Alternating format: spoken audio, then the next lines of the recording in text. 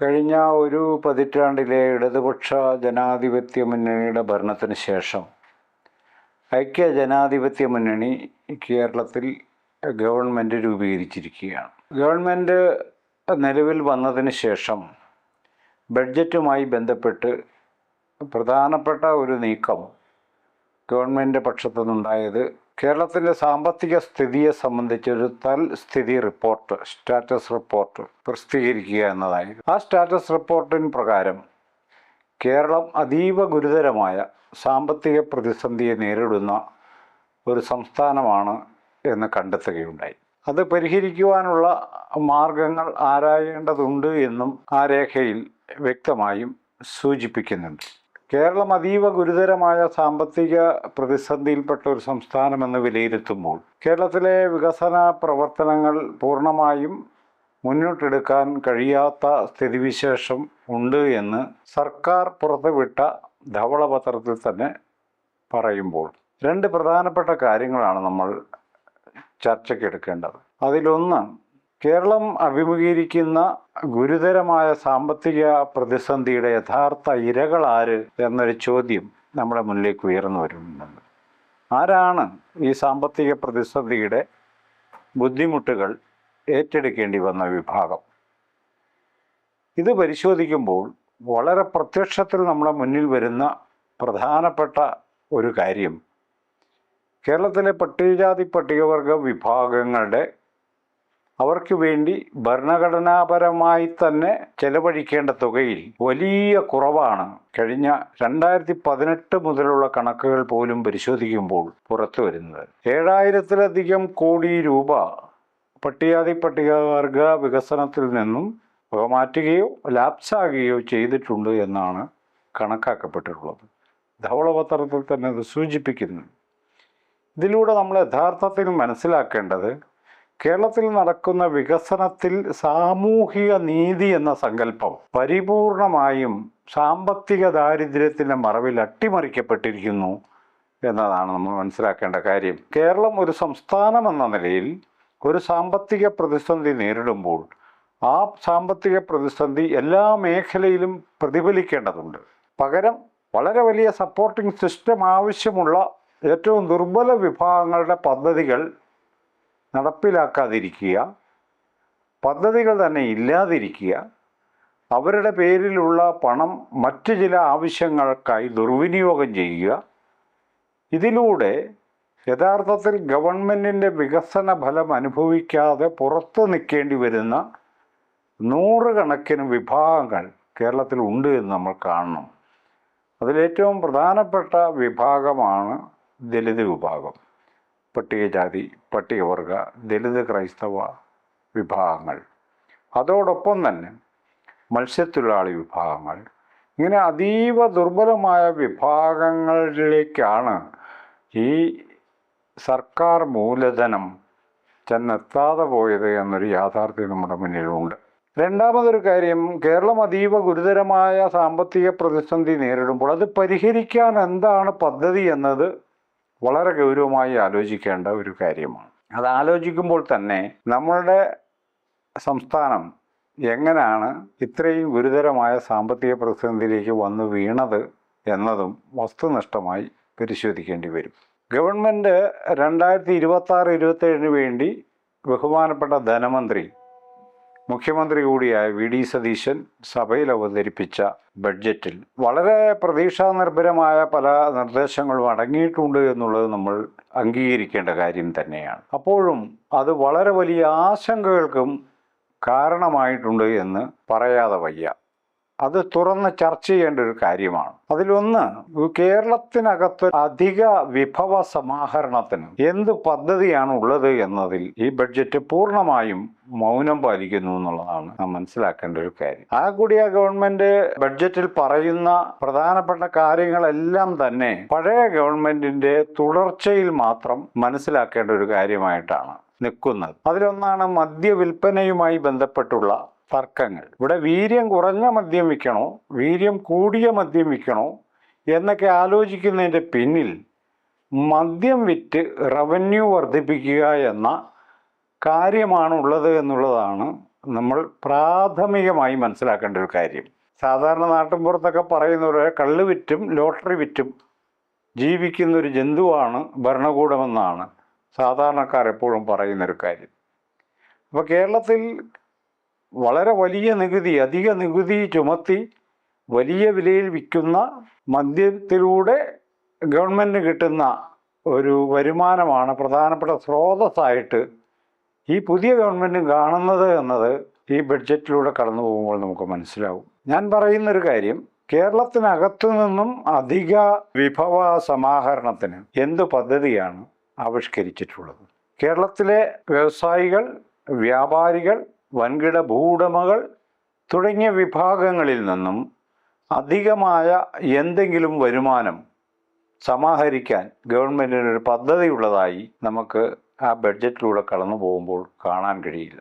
അതിന് പകരമായി ബഡ്ജറ്റിൻ്റെ ഒരു വിഷൻ അനുസരിച്ച് സ്വകാര്യ മേഖലയെ പ്രോത്സാഹിപ്പിക്കുമെന്ന വാക്കാണ് അതിനകത്ത് പറയും. തീർച്ചയായും സ്വകാര്യ മൂലധനത്തെ പരിപൂർണമായി നിഷേധിച്ചുകൊണ്ട് ഇനിയുള്ള കാലത്ത് ഒരു ഗവൺമെൻറ്റും മുന്നോട്ട് പോകാൻ പറ്റില്ല. അതൊരു യാഥാർത്ഥ്യമായിരിക്കെ തന്നെ ഒരു ഗവൺമെൻറ് പൂർണ്ണമായും പ്രൈവറ്റ് ഇൻവെസ്റ്റ്മെൻറ്റിനെ ഡിപ്പെൻഡ് ചെയ്യുക എന്ന് പറയുന്നത് തികച്ചും ആത്മഹത്യാപരമാണ് എന്നും കാണാതിരുന്നുകൂടാ.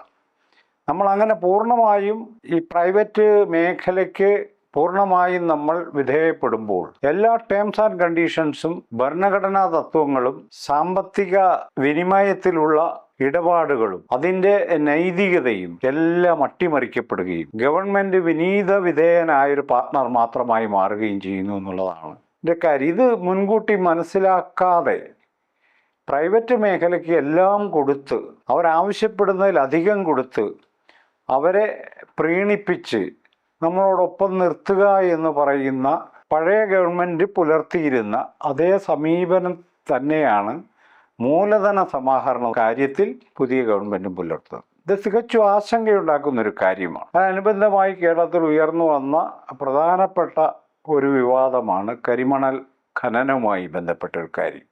ഇപ്പോഴും ആ വിവാദം തുടരുകയാണ്. ധനമന്ത്രി പറയുന്നുണ്ട് കരിമണൽ ഖനനം പ്രൈവറ്റ് മേഖലയ്ക്ക് കൊടുക്കില്ല, പ്രൈവറ്റ് മേഖലയ്ക്ക് യാതൊരു വിധത്തിലുള്ള ഇടപാടിന് നിൽക്കരുത് എന്ന അഭിപ്രായമുള്ള ആളല്ല ഞാൻ. പക്ഷേ കരിമണൽ ഖനനം പോലെ വളരെ ക്രൂഷ്യലായിട്ടുള്ള കേരളത്തിലെ ജനജീവിതത്തെ ബാധിക്കുന്ന, പ്രത്യേകിച്ച് തീരപ്രദേശത്തെ ജനജീവിതത്തെ ബാധിക്കുന്ന കാര്യത്തിൽ ഗവൺമെൻറ് ഒരു തീരുമാനമെടുക്കുമ്പോൾ അത് പ്രൈവറ്റ് മേഖലയ്ക്ക് അതിൻ്റെ പാർട്ടിസിപ്പേഷൻ ഉറപ്പുവരുത്തിയാൽ തന്നെ അതിന് കൃത്യമായ ഗവൺമെൻറ് മുൻകൈയുള്ള ടേംസ് ആൻഡ് കണ്ടീഷൻസ് ഉണ്ടായിരിക്കേണ്ടതുണ്ട്. അതല്ലാതെ ഇപ്പോൾ കാണുന്നത് പോലെ നുണ പ്രചരിപ്പിക്കുക, അവിടെ മുഴുവൻ കുഴിച്ച് കരിമണൽ ഖനനം നടത്തുക തുടങ്ങിയ സംഗതികൾ അനുവദിക്കാൻ കഴിയുന്ന കാര്യമല്ല.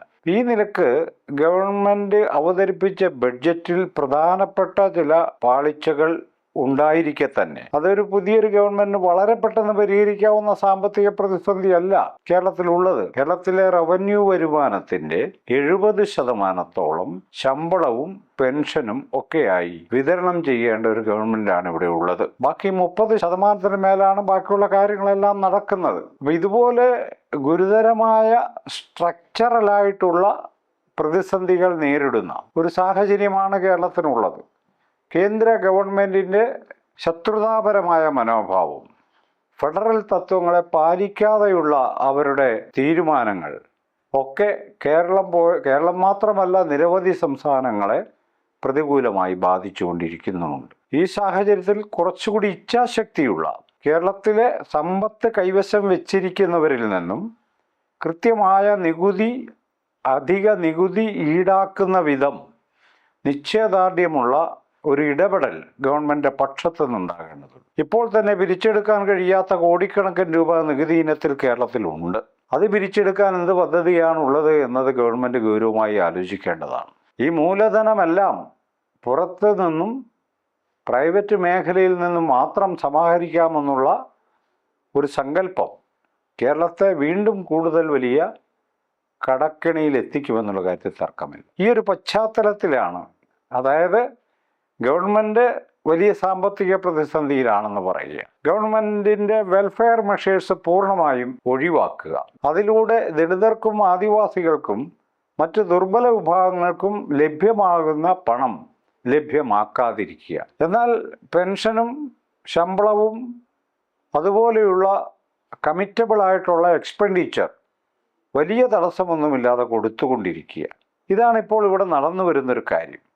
അതുകൊണ്ട് തികഞ്ഞ ഇച്ഛാശക്തിയോടുകൂടിയുള്ള ഒരു ഇടപെടലാണ് ഈ ഗവൺമെൻറ്റിൽ നിന്നും പ്രത്യേകിച്ച് ദലിത് ആദിവാസി വിഭാഗങ്ങൾ പ്രതീക്ഷിക്കുന്നത്. ആ പശ്ചാത്തലത്തിലാണ് ഈ ബജറ്റ് നിർദ്ദേശങ്ങൾ നമ്മൾ പരിശോധിക്കേണ്ടത്. ബജറ്റിനകത്ത് ഏതാണ്ട് 12.61%, അതായത് പ്ലാൻ ഫണ്ടിന്റെ 12.61% പണം ദലിത് ആദിവാസി വിഭാഗങ്ങളുടെ വികസനത്തിനായി മാറ്റിവെച്ചിട്ടുണ്ടെന്നാണ് ബഡ്ജറ്റിൽ പറയുന്ന കണക്കുകൾ. അത് പട്ടികജാതി വികസന വകുപ്പിന് എത്ര ശതമാനം, ത്രിതല പഞ്ചായത്തിലേക്ക് കൊടുക്കുന്നത് എത്ര ശതമാനം, പട്ടികവർഗ TSP ഫണ്ട് എത്ര, അത് പട്ടികവർഗ ഡിപ്പാർട്ട്മെന്റിന് കൊടുക്കുന്ന തുക എത്ര, ത്രിതല പഞ്ചായത്തിന് കൈമാറുന്ന തുക എത്ര എന്നൊക്കെ വേർതിരിച്ച് തന്നെയാണ് ഈ പണം രേഖപ്പെടുത്തിയിട്ടുള്ളത്. പ്രശ്നം പണം ബഡ്ജറ്റിൽ രേഖപ്പെടുത്തിയിട്ടുണ്ടോ ഇല്ലയോ എന്നത് പ്രധാനമായിരിക്കെ തന്നെ ഇങ്ങനെ രേഖപ്പെടുത്തിയാലും ഒരിക്കൽ പോലും കിട്ടാതെ പോകുന്ന ഒരു വിഭാഗമാണ് ദലിതരും ആദിവാസികളും എന്നതാണ് നമ്മൾ കാണേണ്ട ഒരു കാര്യം. ഈ പറഞ്ഞ വെൽഫെയർ മെഷേഴ്സിന് വേണ്ടി ഗവൺമെൻറ് ചെലവഴിച്ച തുക വൻ രീതിയിൽ ഇടിഞ്ഞ് 3.77%, അങ്ങനെ വളരെ ചെറിയൊരു തുകയിലേക്ക് ചുരുങ്ങിയ ഒരനുഭവമാണ് കഴിഞ്ഞ 6-7 വർഷമായിട്ട് കേരളത്തിനുള്ളത്. അപ്പോൾ ഈ ബഡ്ജറ്റിൽ അനുവദിക്കപ്പെട്ടിരിക്കുന്ന തുക അത് ഈ പ്ലാൻ ഫണ്ടിൽ നിന്ന് നോൺ പ്ലാൻ ഫണ്ട് ഇതിനേക്കാൾ വലിയ ബിഗ് എമൗണ്ടാണ്. ആ എമൗണ്ടിൽ പട്ടിക വിഭാഗത്തിൻ്റെ വികസനത്തിനായി ഫണ്ട് നീക്കിവെക്കാൻ നിയമപരമായ ഒരു ടെക്നിക്കലി അവർ ബാധ്യസ്ഥരല്ലായിരിക്കാം. പക്ഷേ പൊതുവിൽ നടത്തുന്ന വികസന പ്രവർത്തനങ്ങൾ ഈ ദുർബല വിഭാഗങ്ങൾക്ക്, പട്ടിക വിഭാഗങ്ങൾക്ക്, ഇതര ദുർബല വിഭാഗങ്ങൾക്ക്, ഗ്രാമപ്രദേശങ്ങളിൽ പിന്നോക്ക പ്രദേശങ്ങളിൽ താമസിക്കുന്ന ജനവിഭാഗങ്ങൾക്ക് ഉപകാരപ്രദമാകുന്നുണ്ടോ എന്ന് പരിശോധിക്കാനുള്ള ഉത്തരവാദിത്തം ഗവൺമെന്റിനുണ്ട്. അതല്ലാതെ പട്ടികജാതി പട്ടികവർഗക്കാർക്ക് പ്രത്യേക ഫണ്ടുണ്ട് എന്നുള്ളത് കൊണ്ട് ഈ നോൺ പ്ലാൻ ഫണ്ടിൽ അതെങ്ങനെ വേണമെങ്കിലും നമുക്ക് ചെലവഴിക്കാമെന്നല്ല തീരുമാനിക്കുക. അതാണ് ഇപ്പോൾ ഇവിടെ നടന്നു വരുന്നത്. അത് മാറ്റിയിട്ട് പൊതുവായ വികസന പ്രവർത്തനങ്ങളുടെ ഗുണഭോക്താക്കൾ കൂടിയാകാൻ ഇവരെ പ്രാപ്തമാക്കുന്ന വിധമുള്ള നൈതികമായ സോഷ്യൽ ജസ്റ്റിസിൽ അധിഷ്ഠിതമായ ഒരു സമീപനം ഗവൺമെൻറ് ഉണ്ടാകേണ്ടത്. അതുണ്ടാകുന്നില്ല എന്ന് മാത്രമല്ല, പട്ടിക വിഭാഗത്തിന് അനുവദിച്ച ഫണ്ട് ഈ പ്ലാൻ ഫണ്ടിൽ നിന്നും അനുവദിച്ചിട്ടുള്ള വിഹിതം അവരുടെ വികസനത്തിനായി, അവരുടെ സാമ്പത്തിക വിദ്യാഭ്യാസ പുരോഗതിക്കായി ചെലവഴിക്കേണ്ട ഫണ്ടാണ്. അതല്ലാതെ അത് റോഡും പാലവും തോടും കലിങ്കും പണിയാനുള്ള പൈസയേ അല്ല. എന്നാൽ കേരളം ദീർഘകാലമായി ചെയ്യുന്നൊരു കാര്യം ഈ പണം ദുർവിനിയോഗം ചെയ്യുക എന്നതാണ്. കോളനികളിലേക്കുള്ള റോഡ് നന്നാക്കുക. കോളനി എന്നത് 2-3 കിലോമീറ്റർ അകത്തുള്ള ഒരു സ്ഥലത്തായിരിക്കും. ഈ 3 കിലോമീറ്റർ റോഡ് പണിയാനായിട്ട് പട്ടികജാതി പട്ടികവർഗ ഫണ്ട് എടുത്ത് ഉപയോഗിക്കുന്ന വിധം നിരുത്തരവാദപരമായ ഭരണഘടനാ വിരുദ്ധമായിട്ടുള്ള SCP ഫണ്ട് TSP ഫണ്ടൊക്കെ എങ്ങനെയാണ് വിനിയോഗിക്കേണ്ടത് എന്നതിനെ സംബന്ധിച്ച് വളരെ വ്യക്തമായ റെഗുലേഷൻസ് ഉണ്ട്. അതിനെ മുഴുവനും അട്ടിമറിച്ചുകൊണ്ട് പാലം പണിയുക, റോഡ് പണിയുക, റോഡ് നവീകരിക്കുക തുടങ്ങിയ കാര്യങ്ങളാണ് ഇവർ ചെയ്തു വരുന്നത്. അത് അടിയന്തരമായി അവസാനിപ്പിക്കേണ്ടതുണ്ട്. ഇപ്പോൾ ഈ മാറ്റിവെച്ചിരിക്കുന്ന ഈ തുക ഏതാണ്ട് 3000 കോടിയിലധികം വരുന്ന തുകയാണത്. ആ തുക ഈ ഗൈഡ് ലൈൻ അനുസരിച്ച് തന്നെ ഇവരുടെ ഇൻകം ജനറേറ്റ് ചെയ്യുവാനും അവർക്ക് വിദ്യാഭ്യാസ പുരോഗതി ഉണ്ടാകുവാനും അവരുടെ ജീവിത സാഹചര്യങ്ങൾ മെച്ചപ്പെടുത്തുവാനും വേണ്ടി തന്നെ വിനിയോഗിക്കാനുള്ള ഒരു ഉത്തരവാദിത്തമാണ് ഗവൺമെൻറ്റിൽ നിന്നും ഈ ജനത പ്രതീക്ഷിക്കുന്നത്. വർഷങ്ങളായി ആദിവാസികൾക്കും ദളിതർക്കും വേണ്ടി ചെലവഴിക്കപ്പെട്ട തുകകൾ ഭീമമായ തുകയാണ് ചെലവഴിച്ചിട്ടുള്ളത്. എന്നാൽ അതിൻ്റെ ഒരു റിസൾട്ടും അവരുടെ ജീവിതത്തിൽ പ്രതിഫലിച്ച് കാണുന്നില്ല എന്നൊരു യാഥാർത്ഥ്യം നമ്മുടെ മുന്നിലുണ്ട്. പുറത്തുള്ള കാര്യങ്ങൾ മൊത്തത്തിൽ നമുക്ക് ചർച്ച ചെയ്യും. ഇതിനകത്ത് പ്രപ്പോസ് ചെയ്തിരിക്കുന്ന കാര്യങ്ങൾ ചില പ്രധാനപ്പെട്ട സംഗതികളുണ്ട്. പട്ടികജാതി പട്ടികവർഗ ഫണ്ട് വകമാറ്റി ചെലവഴിക്കാതിരിക്കാനും അത് സമയബന്ധിതമായി ചെലവാക്കുന്നുണ്ടെന്ന് ഉറപ്പുവരുത്താനും നിയമനിർമ്മാണം നടത്തുമെന്ന നിർദ്ദേശം ബഡ്ജറ്റിൽ പറയുന്നു. ഇത് വളരെ പ്രധാനപ്പെട്ട ഒരു കാര്യമായിട്ട് തന്നെ, വളരെ പോസിറ്റീവായൊരു നീക്കമായി തന്നെയാണ് നമ്മൾ കാണേണ്ടത്. പക്ഷെ ആ നിയമം എങ്ങനെ ആയിരിക്കണം എന്നുള്ളതാണ് പ്രധാനപ്പെട്ട കാര്യം. ഏതെങ്കിലും തരത്തിലുള്ള ഒരു നിയമനിർമ്മാണം നടത്തിയത് കൊണ്ട് ഇത് നമുക്ക് സംരക്ഷിച്ച് നിർത്താൻ കഴിയില്ല. ഇതിൻ്റെ പേരിൽ നൂറുകണക്കിന് ഉദ്യോഗസ്ഥരെ ദ്രോഹിക്കുന്നു എന്ന പരാതിയിലേക്ക് വളരെ പെട്ടെന്ന് പോകാനുള്ള സാധ്യതയും നമ്മൾ മുൻകൂട്ടി കാണേണ്ടതുണ്ട്.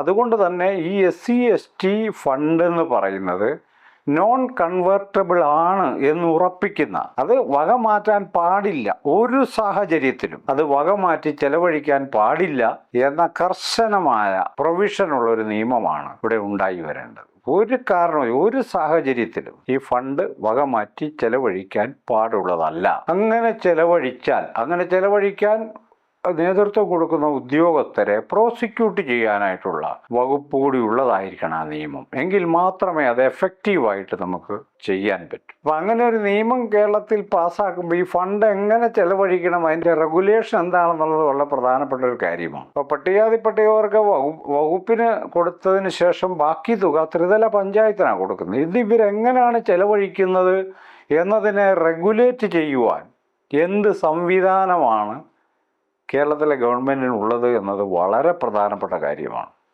യഥാർത്ഥത്തിൽ വൻ രീതിയിൽ ത്രിതല പഞ്ചായത്ത് ദുർവിനിയോഗം ചെയ്യുന്ന ഒരു ഫണ്ടാണ് SC/ST ഫണ്ട് എന്ന് പറയുന്നത്. മൂന്നാറിലുണ്ടായ ഒരു അനുഭവം എന്ന് പറയുന്നത്, അവിടെയുള്ള വിദ്യാർത്ഥികൾക്ക് മുഴുവനും ലാപ്ടോപ്പ് വിതരണം ചെയ്യാൻ തീരുമാനിച്ചിട്ട് പഞ്ചായത്ത് പ്രസിഡന്റ് അടക്കം പഞ്ചായത്ത് മെമ്പർമാരടക്കം ആ ലാപ്ടോപ്പ് കുട്ടികളുടെ പേരിൽ അവരെടുത്തു എന്ന് അറിയും. ഇത്രയും വളരെ മോശമായ തരത്തിൽ ഈ ഫണ്ട് ദുർവിനിയോഗം ചെയ്യുന്ന അനുഭവം ഇവിടെ ഉണ്ടായിരിക്കെ നമ്മളൊരു നിയമനിർമ്മാണം നടത്തുമ്പോൾ ഈ ത്രിതല പഞ്ചായത്തിൽ ഈ ഫണ്ട് വിനിയോഗിക്കുമ്പോൾ വിനിയോഗിക്കുന്നവർ പാലിക്കേണ്ട കാര്യങ്ങൾ എന്തൊക്കെയെന്നതിന് കൃത്യമായ റെഗുലേഷൻ ത്രിതല പഞ്ചായത്തിന് കൊടുക്കുവാൻ നമുക്ക് കഴിയും. ഈ നിയമത്തിൻ്റെ ഭാഗമായി തന്നെ കഴിയേണ്ടത്.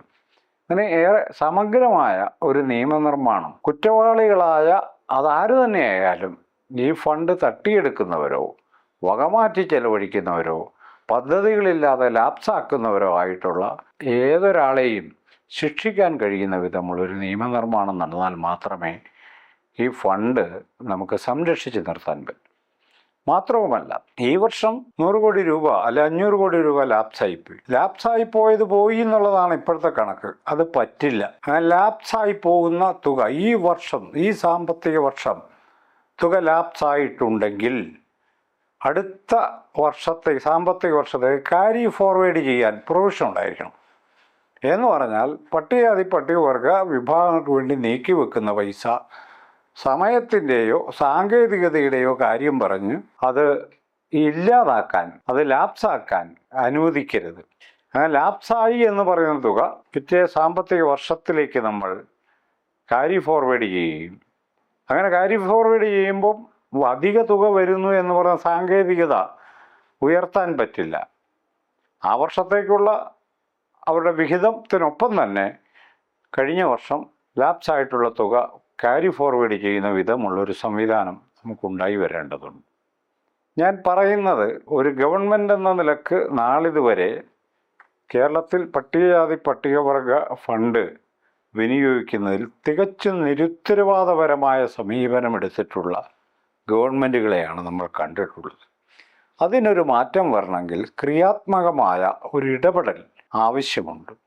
അതിലേറ്റവും പ്രധാനപ്പെട്ട കാര്യമാണ് ഈ നിയമനിർമ്മാണം എന്ന് പറയുന്നത്. അത് സമഗ്രമായി നടക്കണമെന്നുള്ളതാണ് ഒരു നിർദ്ദേശം. ഇതോടൊപ്പം തന്നെ ബഡ്ജറ്റ് പ്രസംഗത്തിൽ മുഖ്യമന്ത്രി പറഞ്ഞൊരു കാര്യം, കേരളത്തിലെ ഭൂപരിഷ്കരണ നിയമം ഭേദഗതി ചെയ്യും, 2ാം ഭൂപരിഷ്കരണം നടപ്പിലാക്കും എന്നാണ് പത്രമാധ്യമങ്ങളിലൂടെ പുറത്തു വന്ന വാർത്ത. ഏതായാലും ഭൂപരിഷ്കരണ നിയമങ്ങൾ തിരുത്തി എഴുതും. അപ്പോൾ എന്താണ് തിരുത്തി എഴുതുന്നത് എന്ന് ചോദിച്ചാൽ, ഭൂപരിഷ്കരണ നിയമത്തിലൊരു പ്രധാനപ്പെട്ട പ്രൊവിഷൻ തോട്ടം മേഖലയിലെ ഭൂമി തോട്ടം ഇതര വിളകൾ കൃഷി ചെയ്യാനോ തോട്ടം ഇതര ആവശ്യങ്ങൾക്കായി ഉപയോഗിക്കാനോ പാടില്ല എന്നതാണ്. അത് തിരുത്തി എഴുതുന്ന കാര്യമാണ് യഥാർത്ഥത്തിൽ മുന്നോട്ട് വെച്ചിട്ടുള്ളത്. അങ്ങനെ തോട്ടം ഇതര കാര്യങ്ങൾക്കായി ആ ഭൂമി വിട്ടുകൊടുത്താൽ ടൂറിസം ഡിപ്പാർട്ട്മെൻറ്റുമായി സഹകരിച്ചുള്ള ടൂറിസം വളർത്തലിൻ്റെ ഭാഗമായിട്ട് തോട്ടത്തിൻ്റെ അകത്ത് റിസോർട്ടുകൾ പണിയാനുള്ള സംവിധാനം ഉണ്ടാകും. ഈ തോട്ടം മേഖലയിലെ മറ്റുള്ള കൃഷിക്ക് അനുയോജ്യമായ ഭൂമി കൺവേർട്ട് ചെയ്ത് ആദ്യം പാട്ടത്തിനായിട്ടോ അല്ലെങ്കിൽ പിന്നീട് പട്ടയം കൊടുക്കുന്നതായിട്ടോ ആ ഭൂമി കേരളത്തിലെ ഭൂമാഫിയയുടെ കയ്യിലേക്ക് എത്തിച്ചേരുമെന്നാണ് ആ പ്രഖ്യാപനത്തിൽ നിന്ന് മനസ്സിലാകുന്ന ഒരു കാര്യം. അത് ആ പ്രഖ്യാപനത്തിൽ ഏറ്റവും വലിയ ലാക്ക് കിടക്കുന്നത് കേരളത്തിലെ ഭൂപരിഷ്കരണ നിയമം പരിഷ്കരിച്ച് തോട്ടം ഭൂമി ഏറ്റെടുത്ത് ഒരു ഭാഗം ഇതുപോലുള്ള വികസന പ്രവർത്തനങ്ങൾക്കോ പുതിയ കൃഷി സമ്പ്രദായങ്ങൾക്കോ വിനിയോഗിക്കുന്നതോടൊപ്പം ഈ ഭൂമി ഏറ്റെടുത്ത് കേരളത്തിലെ ഭൂരഹിതരായ മനുഷ്യർക്ക് വിതരണം ചെയ്യുമെന്ന് പറയുന്നില്ല എന്നതാണ് അതിൻ്റെ ലാക്ക്. അപ്പോൾ ഭൂപരിഷ്കരണ നിയമം പരിഷ്കരിക്കുന്നതിനൊന്നും ഇവിടെ ആരും എതിരല്ല. തോട്ടം ഭൂമി അനാഥമായി തന്നെ അങ്ങനെ കിടന്നോട്ടെ എന്ന അഭിപ്രായവും ഞങ്ങൾക്കില്ല. ഇപ്പോൾ പീരുമേട് മേഖലയിൽ തോട്ടത്തിന് ഉടമസ്ഥരില്ല, അത് ഉടമസ്ഥർ ഉപേക്ഷിച്ചു പോയ നിരവധി തോട്ടങ്ങളുണ്ട് എന്ന് നമുക്കെല്ലാവർക്കും അറിയാം. ആ തോട്ടത്തിലൊക്കെ തൊഴിലാളികൾ സ്വന്തം നിലക്ക് തേയിലയുടെ കൂമ്പുനുള്ളി കൊണ്ടുവന്ന് തേയിലയാക്കി കൊടുക്കുന്ന വിധമാണ് അവിടെ അലങ്കോലമായിട്ടാണ് കാര്യങ്ങൾ നിൽക്കുന്നത്.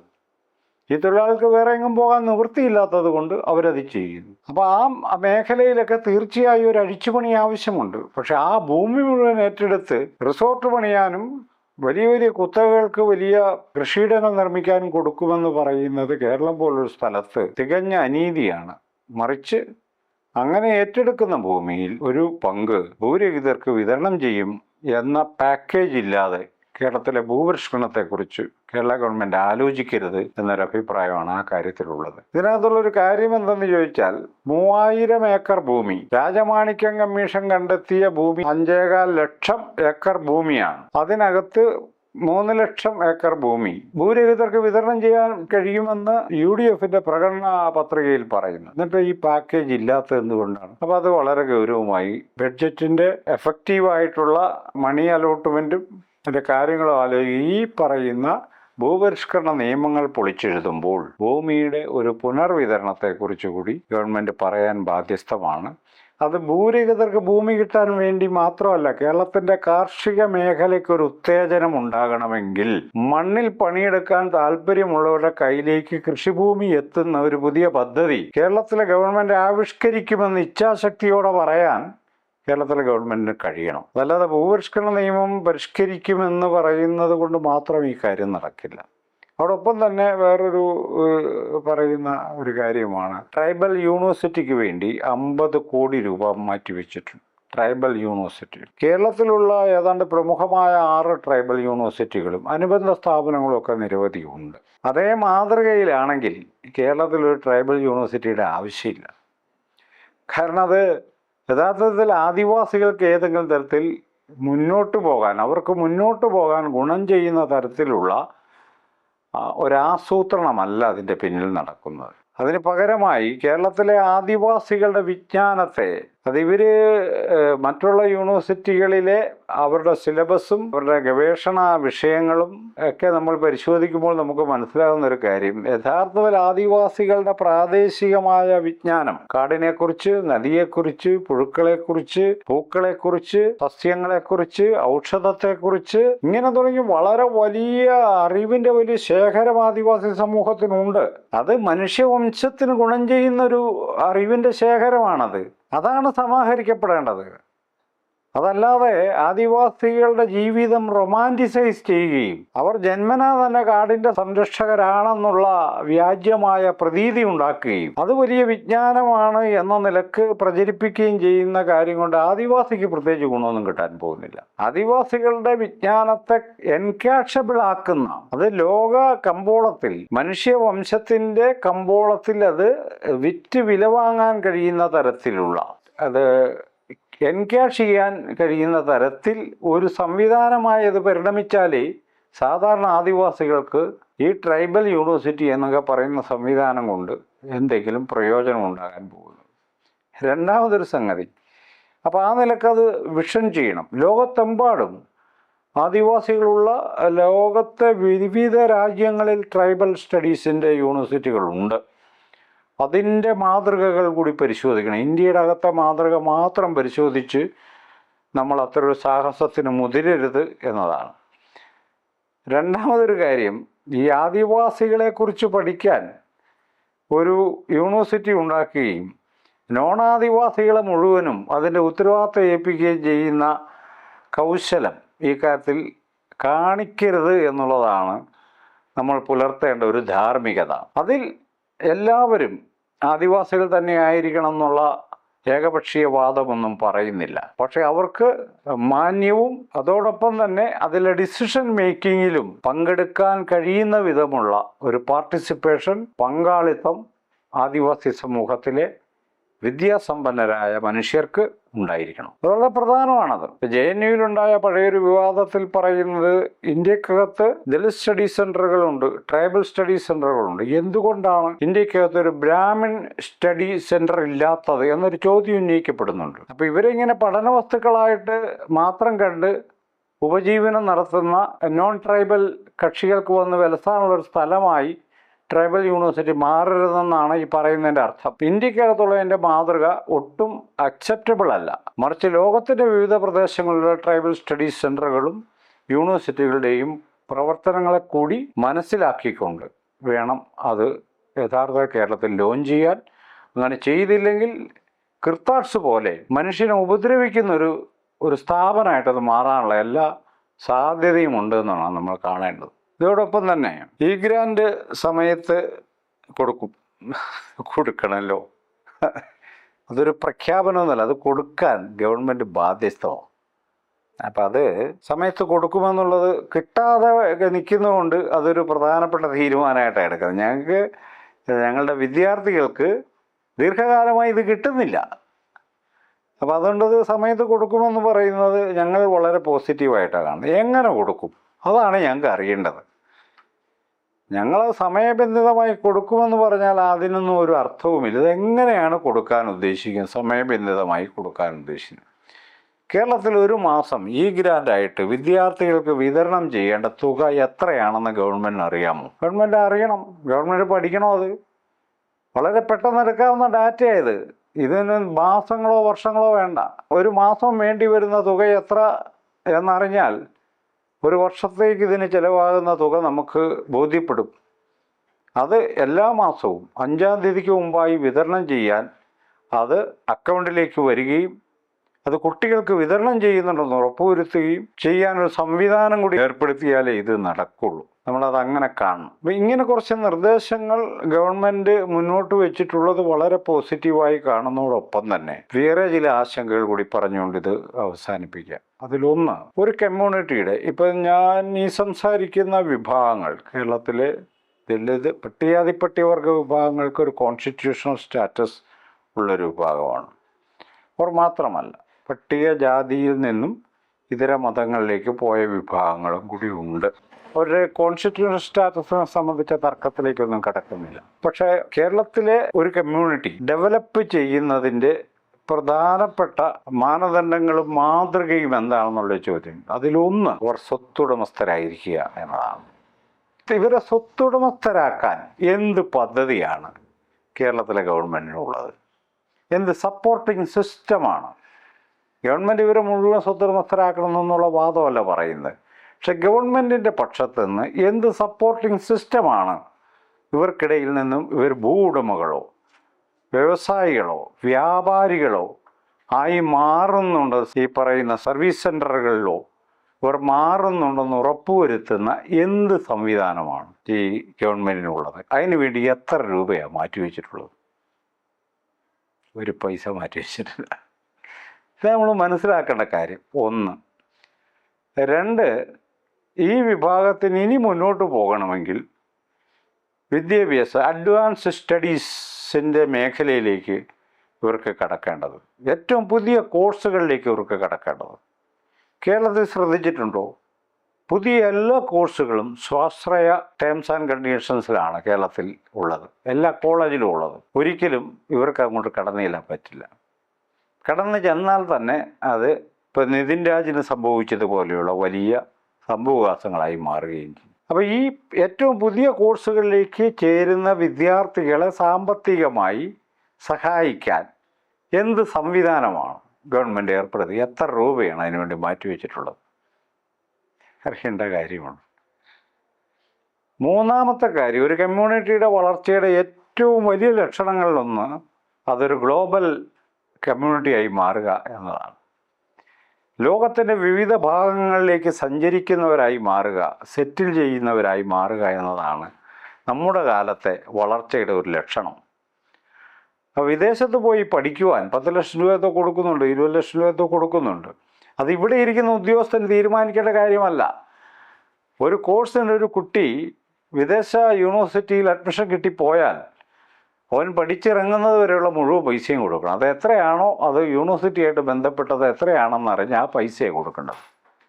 അല്ലാതെ ഇവിടെ ഇരിക്കുന്ന ഉദ്യോഗസ്ഥൻ 10 ലക്ഷം രൂപയും കൊടുത്ത് പിന്നെ അവിടെ ചെന്ന് കഴിയുമ്പോൾ കോഴ്സ് പൂർത്തിയാക്കാൻ കഴിയാതെ എങ്ങുമെത്താതെ കഷ്ടപ്പെട്ട് പിന്നെ തിരിച്ചു വരുന്ന കുട്ടികൾ വരെ കേരളത്തിലുണ്ടെന്നറിയണം. അങ്ങനെ ഒരു ഗ്ലോബൽ വിഭാഗമായി ഈ ലോകത്തിൻ്റെ വിവിധ ഭാഗങ്ങളിലേക്ക് ചേക്കേറുന്നവരായി ഇവരെ മാറ്റാൻ എന്ത് പദ്ധതിയാണ് ഗവൺമെൻറ് മുന്നോട്ട് വെക്കുന്നത്? അപ്പോൾ ഇപ്പോൾ കൊടുക്കുന്ന ഈ പണം മതിയോ? പോരാ എന്ന് മനസ്സിലാക്കുകയും അതിനാവശ്യമായൊരു സപ്പോർട്ടിംഗ് സിസ്റ്റം ഗവൺമെൻറ് ഉണ്ടാക്കണം. അപ്പോൾ യഥാർത്ഥത്തിൽ പട്ടികവർഗ ജനവിഭാഗങ്ങളെ രക്ഷിക്കാനെന്ന വ്യാജേന എല്ലാ വർഷവും ബഡ്ജറ്റിൽ കോടിക്കണക്കിന് രൂപ ഉണ്ടെന്ന് പറയുകയും അതിൻ്റെ 50% പോലും ആക്ച്വലി ചെലവഴിക്കാതിരിക്കുകയും ആ ചെലവഴിക്കുന്നത് തന്നെ വകമാറ്റിയുള്ള വഴിവിട്ട ചെലവഴിക്കലാവുകയും അതിനകത്ത് ശുദ്ധ തട്ടിപ്പും വെട്ടിപ്പും നടത്തുന്ന ഒരു സ്ഥലമാണ് കേരളം. അതുകൊണ്ട് തന്നെ കേരളത്തിൽ ഇത്രയും കോടി രൂപ കൊടുത്തിട്ടും രക്ഷപ്പെടാത്ത ഒരു വിഭാഗമാണിവർ എന്നുള്ള ഒരു പഴിചാരലിന് വിധേയപ്പെട്ടുകൊണ്ടിരിക്കുകയാണ് കേരളത്തിലെ ദളിതരും ആദിവാസികളും. അത് അവസാനിപ്പിക്കണമെങ്കിൽ കറണ്ടായിട്ടുള്ള സ്റ്റാറ്റസിൽ ഇപ്പോൾ നിലവിലുള്ള ലോക സാഹചര്യത്തിൽ മുന്നോട്ട് പോകുന്ന ചലനക്ഷമതയുള്ള വിദ്യാഭ്യാസമുള്ള ആസ്തിയുള്ള ഒരു വിഭാഗമായി ഇവർ മാറേണ്ടതുണ്ട്. അതിനെ സപ്പോർട്ട് ചെയ്യാനുള്ള പണമാണ് ബഡ്ജറ്റിൽ നീക്കിവെക്കേണ്ടത്. അതല്ലാതെ 100 പേർക്ക് മുട്ട മേടിച്ചു കൊടുക്കുന്നതും 1000 പേർക്ക് സ്ലേറ്റ് മേടിച്ചു കൊടുക്കുന്നതും ഒന്നുമല്ല വികസന പ്രവർത്തനമെന്ന് പറയുന്നത്. അതുകൊണ്ട് നമ്മൾ ഗുണഭോക്താക്കളുടെ എണ്ണം പെരുപ്പിച്ച് കാണിക്കാനല്ല, കിട്ടുന്നവന് അത് ഗുണപ്പെടുന്നുണ്ടെന്ന് ഉറപ്പുവരുത്തുക എന്നുള്ളതാണ്. 1 ലക്ഷം രൂപയുണ്ടെങ്കിൽ 10,000 പേർക്ക് 10 രൂപ വെച്ച് കൊടുക്കുകയല്ല നമ്മൾ ചെയ്യേണ്ടത്. 10,000 പേരെ സഹായിച്ചെന്ന് കണക്കുണ്ടാക്കലല്ല വേണ്ടത്. 1 ലക്ഷം രൂപ ഒരുപക്ഷെ 4 പേർക്ക് കൊടുത്താൽ 4 കുടുംബങ്ങൾ രക്ഷപ്പെടാൻ സാധ്യതയുണ്ട് എന്ന് മനസ്സിലാക്കി നമ്മളുടെ ഈ പാറ്റേണിൽ അടിസ്ഥാനപരമായൊരു മാറ്റം ഉണ്ടാകേണ്ടത്. ഏതായാലും വി ഡി സതീശൻ ധനമന്ത്രി അവതരിപ്പിച്ച ബഡ്ജറ്റ് കേവലം തള്ളിക്കളയേണ്ട ഒരു കാര്യമല്ല. അതിൽ തീർച്ചയായും പോസിറ്റീവായ അനേകം വശങ്ങളുണ്ട്. അത് വളരെ ഗൗരവമായി എടുത്ത് ആലോചിച്ച് എക്സ്പേർട്ടുകളുമായും ആലോചിച്ച് അതിന് വേണ്ടത്ര മുൻകരുതലുകൾ എടുത്ത് വിജയകരമായി അതൊക്കെ നടപ്പിലാക്കുവാനും ഞാൻ ഈ നേരത്തെ സൂചിപ്പിച്ചതുപോലെ ഇവരെ ഒരു വിഭാഗമായി കണ്ടുകൊള്ളു ഇവരെ മുന്നോട്ട് നയിക്കാനാണ് ഉദ്ദേശിക്കുന്നതെങ്കിൽ ഈ പ്ലാൻ ഫണ്ട് മാത്രമല്ല, നോൺ പ്ലാൻ ഫണ്ടിൻ്റെയും വിനിയോഗം ഇവർക്ക് ഗുണപ്രദമാകുന്നുണ്ടെന്ന് ഉറപ്പുവരുത്തുന്ന ഒരു സമീപനം, അതായത് സാമ്പത്തിക വിതരണത്തിൽ, സ്റ്റേറ്റിൻ്റെ സാമ്പത്തിക വിതരണത്തിൽ സാമൂഹിക നീതിയുടെ ഒരു വീക്ഷണം ഉറപ്പിച്ചു നിർത്തുക എന്നതായിരിക്കണം നമ്മുടെ വികസനത്തെ സംബന്ധിച്ച കാഴ്ചപ്പാടിൽ പ്രധാനം. അത് സാധാരണ മനുഷ്യരെയും പ്രകൃതിയെയും സംരക്ഷിക്കുന്നതായിരിക്കും. അതിൻ്റെ പാരിസ്ഥിതിക നീതി എന്ന് വിളിക്കാവുന്ന വിധം, സാമൂഹിക നീതി എന്ന് വിളിക്കാവുന്ന വിധമുള്ള ഒരു അപ്രോച്ച് ഈ കാര്യത്തിൽ ഗവൺമെൻറ് ഉണ്ടാവണം. അതിനുള്ള ഇച്ഛാശക്തിയും ഉണ്ടാവണം. അത്തരം ഒരു നീക്കത്തിലൂടെ മാത്രമേ കേരളത്തിൻ്റെ ആഭ്യന്തരമായിട്ട് നമ്മൾ ഇപ്പോൾ നേരിടുന്ന അതീവ ഗുരുതരമായ സാമ്പത്തിക പ്രതിസന്ധിയിൽ നിന്ന് പുറത്ത് കിടക്കുവാൻ ഈ കേരളത്തിലെ ഈ സ്വകാര്യ സംരംഭകരുമായി, ഈ സ്വകാര്യ സാമ്പത്തിക ശക്തികളുമായി അവരുടെ കരുണയിൽ കേരളത്തെ രക്ഷിച്ചെടുക്കാമെന്ന് നമ്മൾ വിചാരിക്കേണ്ട കാര്യമേ ഇല്ല. ഗവൺമെൻറ്റിനെ പല രീതിയിൽ വഞ്ചിച്ചുകൊണ്ടിരിക്കുന്ന, തട്ടിപ്പ് നടത്തിക്കൊണ്ടിരിക്കുന്ന ഇത്തരം ശക്തികളെ നമുക്ക് നിലയ്ക്ക് നിർത്താനും കഴിയേണ്ടതുണ്ട്. അവർ ബിസിനസ് നടത്തിക്കോട്ടെ, ടേംസ് ആൻഡ് കണ്ടീഷൻസ് ഉണ്ടാവണം, അതനുസരിച്ച് നടക്കാവൂ. ആ ടേംസ് ആൻഡ് കണ്ടീഷൻസ് അദാനിയായിട്ടുണ്ടാക്കുന്ന ടേംസ് ആൻഡ് കണ്ടീഷൻസ് പോലെ ആകരുത്.